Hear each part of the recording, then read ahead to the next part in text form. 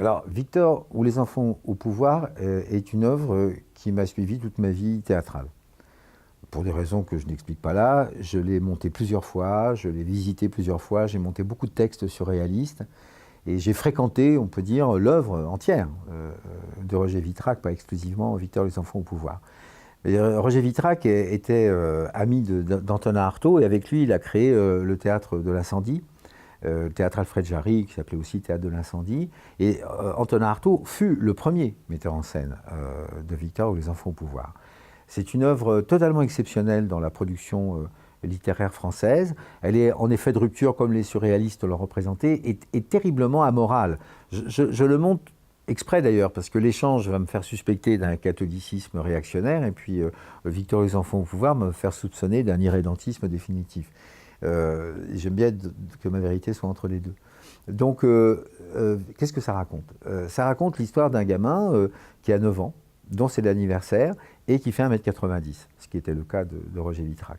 Et cet enfant a décidé ce jour-là d'être quelque chose. Et être quelque chose, ça va faire qu'il va organiser la soirée entière, ça se passe sur une soirée, à faire exploser la cellule familiale, de faire une critique radicale de la société bourgeoise dans laquelle il vit, qui est à ce moment-là la société coloniale française assise, la bourgeoisie bénéficiant de l'exploitation du monde par la France du début du siècle, mais aujourd'hui finalement elle est encore tout à fait vérifiable. Il fait exploser cette cellule familiale dans toutes ses dimensions, dans ses dimensions politique, dans ses dimensions morales, dans ses dimensions sexuelles. Il veut à tout prix faire sa propre éducation, c'est-à-dire se révéler à lui-même au travers de cette œuvre, et qui terminera sur sa mort disant « je meurs de l'unica ». L'unica, il faut entendre, non pas une formule métaphysique, mais il y a le patriarcat, il y a le matriarcat, il y a l'unica, le fils unique.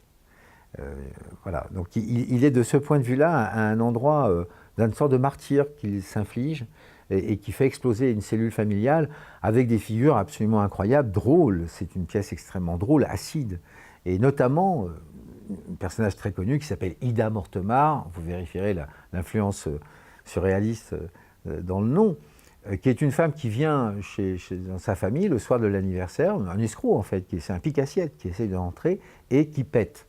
C'est le seul personnage théâtral pétant que je connaisse dans le théâtre, pétant et faisant du paix l'organisation même de sa scène.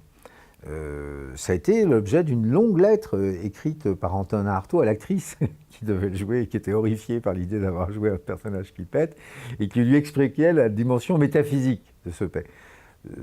Quelquefois, il est bon de penser que ce n'est pas simplement métaphysique, mais très concret. Mais c'est pour vous donner, en expliquant cela, l'écart qui peut exister entre la forme qui est du théâtre bourgeois, le père, la mère, la maîtresse, les enfants, enfin, la bonne, tout est réglé pour un feydeau ou un labiche, et un dérèglement soudain qui conduit aux affres surréalisantes de la lecture de l'humanité.